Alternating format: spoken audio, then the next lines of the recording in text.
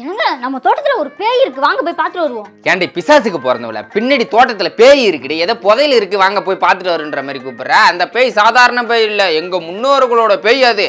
அதுகிட்ட போய் மாட்டிக்காத, அதெல்லாம் பார்க்க வேணாவா? என்னங்க அது உங்க தாத்தா காலத்து பேயா இருந்தாலும் பரவாயில்ல, வேற எந்த காலத்து பேயா இருந்தாலும் பரவாயில்ல, இன்னைக்கு நம்ம அதை அடிச்சு துரத்துறோம். நம்ம அதை அடிச்சு துரத்தணுமா? பைத்தியக்காரி, இந்த தோட்டத்துல யார் இருக்கணும் யார் இருக்கக்கூடாதுன்னு முடிவு பண்றதே அந்த முன்னோர்களோட பேய் தாண்டி.